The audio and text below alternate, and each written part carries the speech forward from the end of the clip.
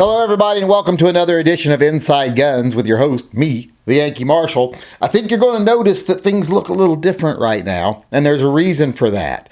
The local organization that is fighting the BLOOMBERG-sponsored anti-gun legislation here in Washington, they needed a green screen and some lighting, so I donated my lighting and my green screen to them, and that's going to leave me without a green screen for a few days. Don't worry, I've got another one ordered. It'll be here Wednesday, but until then, you're going to have to look at my old backdrop here for a while I do these shows. And speaking of WashingtonCivilRights.org, the group that is fighting our local laws here, our local anti-gun laws, or bills, we should say, not laws. We hope they'll never be laws. I don't think they will be, but you don't want to ever find out they got made laws because you just didn't show up or pay attention, so we still need to fight them. But speaking of them, I want to thank everyone that this morning signed in, and last night and this morning, signed in opposition to Senate Bill 5078. That is the ban on standard capacity magazines, a bill that's been introduced to ban standard capacity magazine, any magazine over 10 rounds in the state of Washington. And as we all know, what happens in Washington eventually goes to other states because we are Bloomberg's testing grounds. From here he moved on to Arizona and Florida and even Texas and Virginia. And everything he tries here, he takes elsewhere eventually.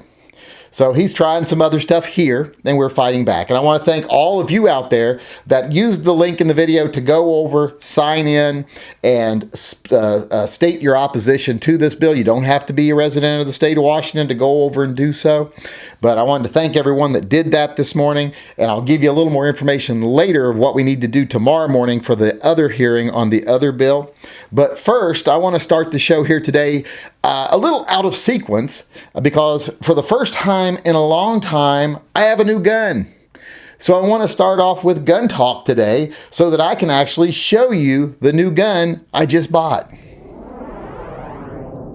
All right, it has been a very long time since I've had a new gun to show anyone, but I finally have a new one. And no, it's not an 1105. This is upside down. It's actually a 2011. And what it is it's a Staccato. And if we open it up here, you'll see it says, built for heroes, made in Texas. Even though it's built for heroes, they let me have one anyway. So here it is, Staccato XC. Let me get it out of here. Let me get it wiped down a little bit, and we'll take a closer look at it. Warning, all firearms are inherently dangerous. I agree.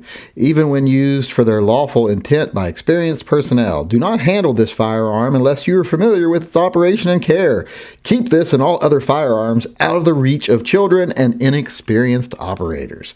Well, that sounds like good advice there, I guess. Never would have thought of that on my own. I was just going to go outside and hand it to the first crazy person or 8-year-old that walked by.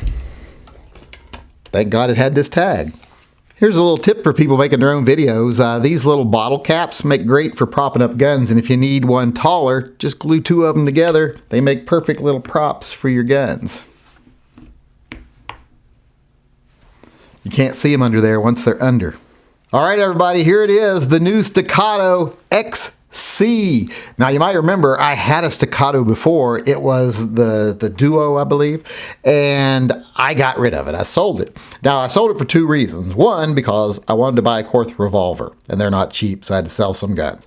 And 2, because this gun got announced. I had already bought that Duo P or whatever it was called, and they announced this gun, and I was like, God damn it, I wait for so long to buy a 2011, and then I buy one, and then the next day, basically, they release one I like better. And I will go over this one here and show you what I really like about this gun, why I like it better than the one that I had. Now, in a lot of ways, this gun is the same as the one I had. It has the polymer magwell here, along with a polymer trigger guard and trigger, but then the receiver is steel, and the slide, of course, is steel. So it's kind of a polymer gun, but not really a polymer gun, because the problem I have with polymer guns is the flex of the receiver. Since this one is all steel, you don't have that problem. So this is kind of nice because you can trade this out if you want to, get different textures, get different colors, all kinds of different things for this. So that's the same as my other one. I like that. Also has a big magwell on it here, just like my other one. It's got ambi safety on both sides. It's cut for a red dot, just like my other one. If you look right here, there's the plate. All this comes off along with the rear sight when you put a red dot on it. And they actually do include the plate and stuff here if you want to put a red dot on it that has the Dawson plate with the rear sight on it so that you can actually co-witness with your red dot. That's included in the package. It even comes with the rear sight you'll need if you put the Delta Point Pro on there, so you can slide this onto the back of it. I believe it slides in that way. And then you've got a backup sight for that also, so that you can co-witness with your iron sight still. It also has a very similar styling here. It has the same cuts on the slide. At least I believe my old one had the same cuts right here. I can't remember. I don't remember if they went all the way through or if they were just more surface for looks. These go all the way through to the barrel. And they both had fiber optic front sights.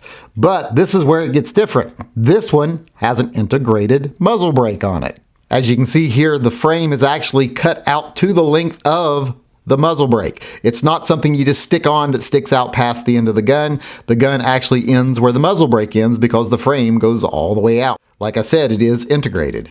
It does have the fiber optic front sight standard here, and they do send you replacements if you want to change it out to orange. They also have one that's a little more yellow, and they also have solid black and solid white if you want to black it out or just have a white dot front sight. Now, one of the main reasons I like this gun better than the other one, other than the comp here, other than the integrated comp and the longer dust cover, which I really do like and makes it look a lot nicer, it's also the fact that the front sight is an island sight. It stays at the front of the gun. When the slide reciprocates here, it does not move, it stays in place. That gives you a little bit of an advantage when it comes to keeping your gun on target. Your sight's not moving backwards and forwards, it's staying in one place. And since it's not getting closer to you and further away from you, your perspective isn't changing on it. So in the end, it just gives you, like I said, a little bit of an advantage keeping your gun on target. When you add those things together, the fact that I like the looks of the full dust cover under there better, I like having the comp on there, I think it makes it a really smooth shooting gun, and that it has that island sight right there, that makes it a little nicer as far as I'm concerned. I actually like this better than the other one I had. When I sold the other one, I knew someday I would buy another one. I didn't know it would be this soon because I had Christmas money, birthday money, etc. And then this one came into Sporting Systems and they made me a great deal on it. So I bought this gun, not sorry I did. I look forward to taking it out and shooting it. And speaking of shooting it, it does have 20 round magazines that come with it. It does have one other, I think it's a 17 round magazine, but I know it does come with the 20s with the gun, at least 2 of them, I think. But like I said, really liked this gun, really liked my other one. Hated to part with it, but I like Korth a little more. But this time I think I'm going to love this one and keep it, because part of the reason I didn't like the other one as much as I should have is because this one came out right after I bought it, and I was like, I would have rather had this one. So now I have this one. And once ammo is available again, I look forward to taking it to the range and giving it a real run through, and then I'll come back and let you all know how it does. Boy, it sure is nice to finally have a new gun to show everyone out there, and I think that's a nice one. I hope you agree. And like I said, I'd like to show you more information on it later. But now I want to move on to a little bit of, I guess, 2A news, or at least 2A community news. You know, I made a video yesterday telling people how they could help in the fight against these anti-gun bills in Oregon. And a lot of people immediately jumped on in the first 30 seconds the video was up. You know, it was a 10-minute video. In the first 30 seconds to a minute, a lot of people were commenting like, oh, you're fear-mongering. I thought you don't like it when people fear-monger. There was nothing in my video to make anyone afraid. You shouldn't have been scared after you watched my video. Just like you shouldn't be scared after you watch this one. I'm not here to scare you. I don't want you to be frightened. I don't want you to be angry. Because scared and angry people are predictable. And they're easily manipulated. I just want you to be aware. These other places that say they love to spread awareness, yeah, they like to tell you what's going on, and they like to present it in a way that the sky is falling, and oh my God, it's us against them, and oh my God, you're in such danger. That ain't doing anybody any good. And usually the reason they do it is because they want to make some money. You got to remember, these big gun channels who make their money off of stuff like this, they don't want to win the war on against anti-gun people, because then why would you need to watch them so much? Why would you panic buy products? You know, the manufacturers that they serve, it helps them when these big channels create these false crises and then actually create these false battles that they can pretend to win, because then you run out, one, you start thinking they're some kind of hero, and two, you run out and buy up all those products that there's a battle against right now. They create these artificial fights with groups like the ATF, etc., so they can sell out their products, make people scared, get people upset, look at them as heroes, And all along, they're not serving you, they're serving that manufacturer. They're serving that industry. Let's face it, big gun channels, they serve the gun industry. If they make their living off their channel, they're doing their best to make the industry make more money so that they make more money. That's just the nature of the beast. Some are honest about it, most are not. Same thing with big gun organizations. They aren't serving you or the Constitution. They end up serving the industry because the industry buys their ads, donates money, sponsors their stuff. So they do what's best for industry. And winning all the battles isn't best for industry. Maintaining the battle is what's best for industry. If we didn't have panic buys and people didn't run out and buy a bunch of ARs every time the wrong person got elected, they wouldn't make nearly as much money. And that's one of the reasons I don't like big organizations. They're not serving you. They're not serving me. They're not serving the Constitution. They're serving the industry. They're serving the business side of the Second Amendment. And what's good for you and me is not good for business and vice versa. So who do you think they're serving? They're serving the industry because that's where the money is.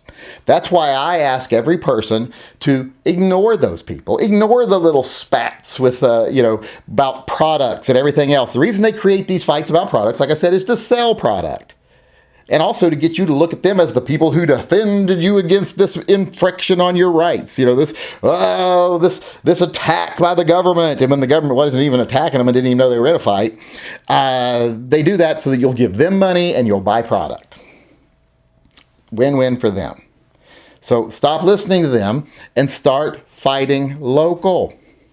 Someone also said in that video, yeah, you're interested now when it's something in Washington. Well, of course, I live in Washington. And if every person who had a channel in other states dealt with their state issues instead of trying to profit off of national issues and other state issues, things would be a lot better. Like I said, I put out a call to the people who follow me to step up, go to a website, sign in, oppose a bill. Doesn't cost them any money. Not asking them to buy a product, not even telling them to be scared. I told them, probably not going to pass. It's failed every year. They propose it every year. It's a constant ongoing battle. Not a difficult battle, but an ongoing one. And it's one that's very profitable to a lot of companies because they love when these things come up. You'd think Magpul doesn't like it when a magazine ban is proposed. Of course they do, because people run out and buy their magazines. Someone that would have bought maybe 2 magazines in the next 6 months goes out and buys 50. It's great for them. So they love this prolonged fight. I don't like the prolonged fight. I'd rather never have to fight it again, even if that meant 3/4 of the boutique gun industry businesses went out of business. I think that'd be better, as long as our rights weren't at stake, because I care more about the Constitution than I do about the corporate side of the gun industry and the gun community. Big channels, big organizations tend to lean the other way.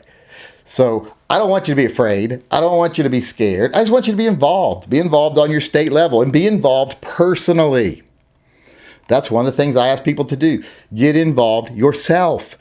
That's another thing I don't like about giving these big organizations and big channels money, because when you give it to them, you think, oh, I can just sit back now and they'll fight for me, when they're not fighting for you. The only person who's going to fight for you is you and other yous like you, coming together to fight against a bill like these ones in Washington or things in Virginia, etc. And hopefully every state has at least one gun channel that can spread the word. There's a few here in Oregon. I don't know how many of them actually spread the word. Washington, I don't know how many of them actually spread the word, but there's a few of us here, I know. So deal with your state issues. That's great that you stay local. You don't have to stay local, but it's great that you fight local. And then if something else is going on, you know somebody in another state who's also having a local fight, you can get involved in that local fight. That's a better way to spend our time and our money, fighting these things on state levels. And not panicking and not being all crazy and all scared. I'm a scared. That doesn't do anybody any good. Or anger, ooh, I'm so angry. That didn't do anybody any good either. Just be reasonable, be responsible, be involved. And like I said in the beginning of this video, I want to thank the people that did that this morning. And I want to ask you to do it again tomorrow. Whether you live in Washington or not, you go over, there is a link in this description of this video at the very top. It shows you how to go over, and this person explains perfectly how to do this. But you're going to go to the Washington government site, you're going to select a committee, you're going to select a bill they're doing a hearing on, and then you're just going to click whether you're for it or against it. In this case, it's going to be Senate Bill 5038. Senate Bill 5038. Like I say, there is a description on how to do it. So you go over, you just sign in and say, I am con. I'm against it. Because this one is about open carries, banning open carrying and banning carrying on state property, etc. like that. I know a lot of you, like I said in another video, you're not going to care about open carry. I don't care about open carry myself much. I don't really do it that much except on the second or if I'm on my property. But still, it's an infringement. So we have to care about it because it's an infringement. We don't just care when it bothers us personally. We have to fight when it is just any infringement. That's the definition of a FUD. The ones who only fight when it affects them and the things they like, that's FUDs. Those are what FUDs are. Fight when it doesn't affect you. 1639 doesn't really affect me, but I fight it because it affects some people. Mostly minorities, lower income people, etc. So I fight it, even though it doesn't affect me, because if I didn't, that's what a FUD is, by the way. It has nothing to do with what kind of weapons you like. So, like I said, I want to ask you to do it again. The description is in the video description below. Go down, just click on it, look and see how to go. You can go do it anytime now, between now and tomorrow morning, and then you can watch the hearing tomorrow online. They're doing this all by Zoom meeting now. And if you are in the state of Washington, if you're not in the state of Washington, just say you're con, you're against it. And also you can leave a little blurb about why you're against it. And please don't write things like, I'll hunt you down, or blah, blah, blah, you're a traitor. Don't write stuff like that. That doesn't do us any good. Write stuff just like, I'm disappointed that you're wasting time on meaningless legislation like this that protects no one while you ignore things like suicide rates, depression, blah, blah, blah. Something like that. Just a little shaming. Not violence, not anger, not things wrought from fear. Be reasonable. That helps. That's what helps us. Go over. If you can't write something reasonable, then just say I'm con, and then let the voices in your head scream all the nasty things. But I ask you once again, please go over and do that. This time for Senate Bill, what was it again? 5038, Senate Bill 5038. This is the open carry ban.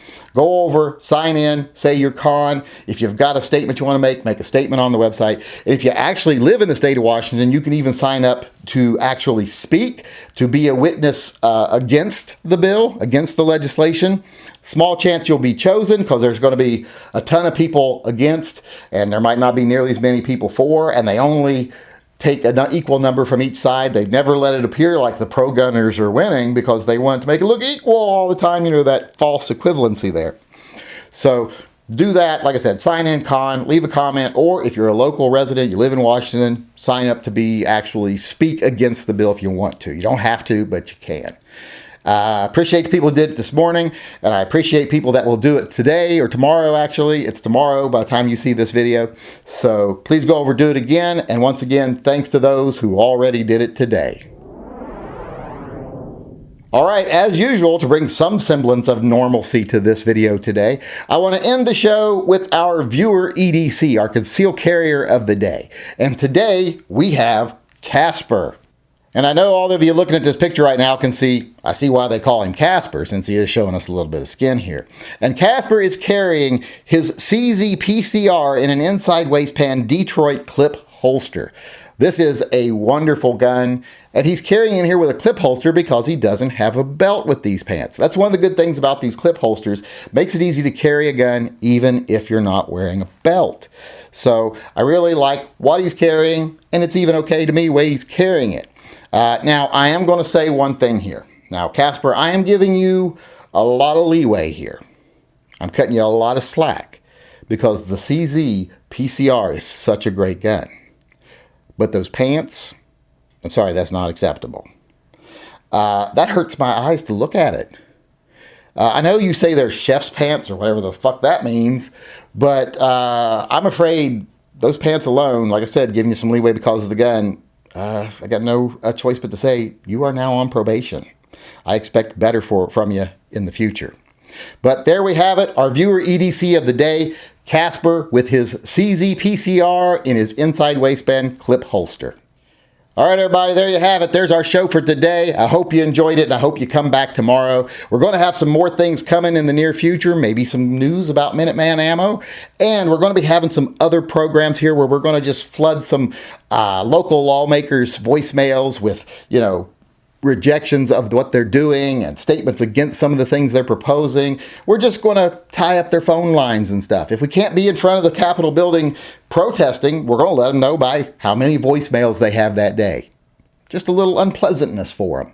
So keep your eyes on what we're doing here. And like I said, don't panic. Don't be afraid.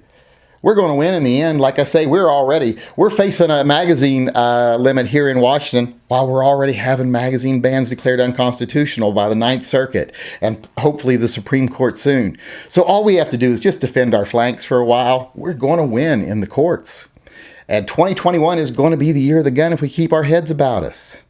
So please, stay reasonable. We don't need the hotheads. We don't need the people who make threats. We don't need the people who act like assholes. We don't need the people that decide you need to be anti this or anti that if you're pro-gun. We don't need to be anti anything else. We just need to be pro-gun, and we need to, like I said, watch our flank for a while, and we will win in the end. So I want to sign off today by, as usual, saying, as far as the state of the world today is concerned, it is what it is. But what it will be in the future is better.